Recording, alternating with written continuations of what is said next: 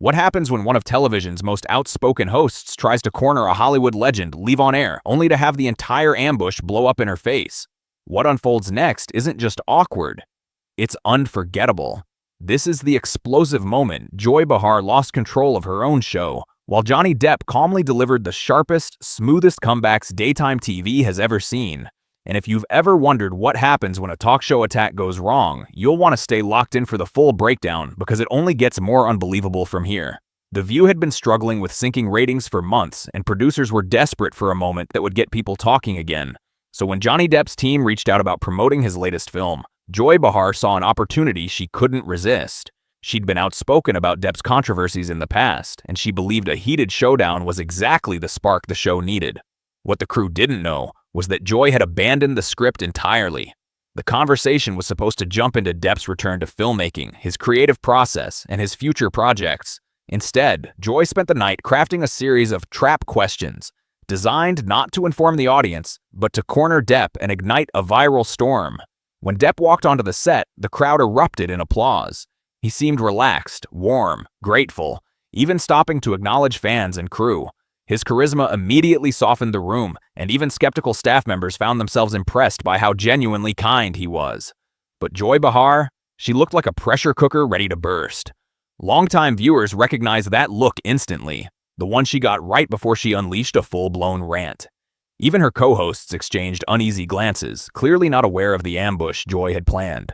The moment Depp sat down, she struck. No warm welcome, no build-up, no easing into the conversation. She leaned forward, eyes sharp, and delivered the opening blow. Johnny, let's be honest. You've had quite the fall from grace. From beloved pirate to Hollywood pariah. Quite the slide, don't you think? The studio gasped. Depp's publicist instantly looked toward the producers, but Depp himself didn't even blink. Instead, a slow, knowing smile formed as if he'd seen this exact tactic coming. Well, Joy, he said calmly, that's certainly an interesting way to greet a guest. I thought we'd be discussing film today, but I see you came with a different script. That one line should have warned her, but Joy pushed harder. Oh, come on, Johnny. You can't expect us to ignore the elephant in the room. Your reputation is shattered. Your career is hanging by a thread. Don't you think people deserve to hear you take some responsibility? The cameras zoomed in, expecting to capture Depp under pressure. Instead, they caught him completely at ease, almost entertained. His expression shifted to one of gentle, amused disappointment. And then he delivered the line that changed the entire atmosphere. Joy, did someone hurt you this morning? Because the hostility you're throwing at someone you invited onto your show makes me think you're dealing with something personal. And it has nothing to do with me. The audience froze. Some laughed nervously. Behar's face flushed with frustration. Don't try to turn this around, she snapped. These are legitimate questions. You've been in public legal battles. People want answers. Depp leaned back, relaxed as ever, crossing one leg over the other as if he were chatting in a living room rather than defending himself on live TV. Joy, he said slowly, I've been in this business for more than 30 years. And from here, the entire tone of the interview shifted, and not in Joy's favor. Depp didn't flinch. He didn't bristle. He didn't even blink. Instead, he tilted his head slightly, studying Joy with the calm patience of someone who'd seen this exact tactic 1,000 times before. Joy, he said softly, I've done interviews with everyone, from the most respected investigative journalists to the most reckless tabloid chasers, and I can say with absolute certainty, whatever this is, it isn't journalism, this feels personal, and I'd really love to know why. The other co-hosts shifted uncomfortably, clearly wishing they could fade into the background. One of them tried to steer the conversation back to Depp's new film, but Joy blocked her with a sharp gesture, refusing to surrender control for even a second. Personal? She scoffed, though the laugh she forced out landed flat. Johnny, your entire life has been public for years. You don't get to enjoy the spotlight when it suits you and then play the victim when someone asks tough questions. Depp's smile grew, not in arrogance, but in a kind of quiet admiration for her persistence. You're right about one thing, he said evenly. I've been in the public eye a long time, and I've learned something about people. When someone is this determined to tear another person down, it usually reveals more about them than the one they're attacking. That line hit the room like a dropped microphone. The audience went silent, utterly locked in. What started as a messy ambush had become a razor-sharp duel, and everyone knew Joy was losing ground. Sensing the shift, Joy doubled down. "Are you seriously going to sit there and lecture me about character?" she demanded. "You're the one who—" But Depp lifted a hand, stopping her mid-sentence with a gesture so controlled it felt like a director calling cut. "Joy," he said, calm but unmistakably firm, "I think we've reached the moment where you need to decide what kind of show you want to run." The silence that followed was breathtaking. Even the camera crew paused, unsure whether they were capturing television magic or a catastrophic on-air meltdown. Joy opened her mouth, closed it, opened it again, searching for a comeback that wouldn't land. Depp continued, his voice still gentle, but now edged with steel. "You invited me here under the pretense of discussing my work. But what you really wanted was a moment. You wanted to be the one who finally got Johnny Depp to crack on live TV, but the problem is, you miscalculated who you're dealing with." Joy snapped back into motion. "I don't know what you think you're implying, but I'm a professional journalist with decades of experience interviewing celebrities. I don't manufacture moments. They happen when people tell the truth." "Journalist?" Depp repeated, lifting an eyebrow. His tone carried just enough disbelief to sting. "Joy, with all due respect, you host a daytime talk show where you chat about pop culture, politics, and viral trends. That's entertainment. There's nothing wrong with that. But it's not journalism.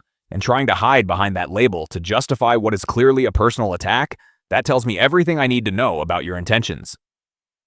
The audience was completely transfixed now, leaning forward, watching the verbal chess match unfold piece by piece. This wasn't an interview anymore. It was a masterclass in staying composed under fire.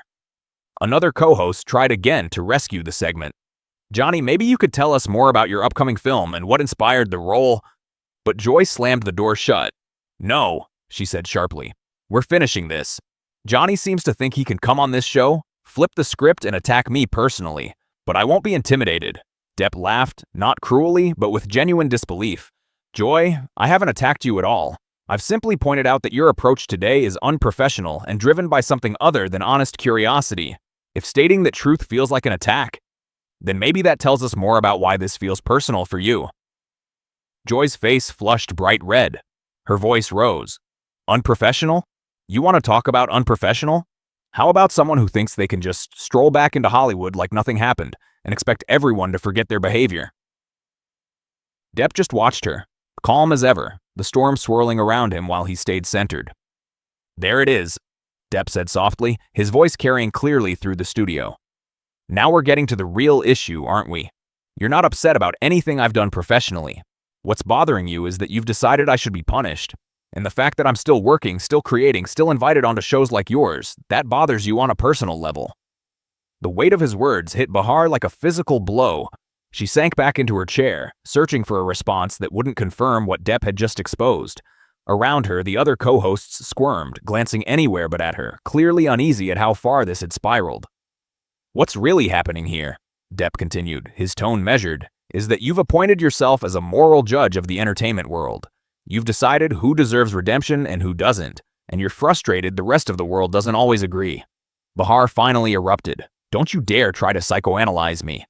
I have every right to ask tough questions, and if you can't handle that, maybe you shouldn't be doing interviews." Depp leaned forward slightly, lowering his voice to almost a whisper that forced the studio to strain to hear him. "I've handled tougher questions from real journalists, people who knew how to ask them without turning it into something personal. What you're doing isn't tough questioning. It's mean-spirited, and the fact that you can't see the difference is deeply concerning." The camera captured Behar's face perfectly, cycling through anger, embarrassment, and something close to panic.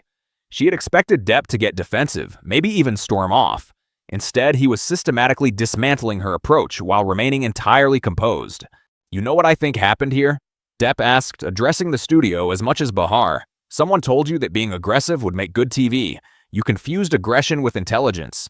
You thought that if you came at me hard enough, I'd crumble and you'd look like the fearless truth-teller. But ambushing a guest on your own show? That's not fearless. That's cowardly." The audience fell silent, hanging on every word. Even the co-hosts seemed frozen, unable to look away. Behar scanned the table, seeking support, but there was none. "I want to ask you something, Joy," Depp continued. "When you were preparing for this interview, did it ever occur to you that I might be a human being with feelings?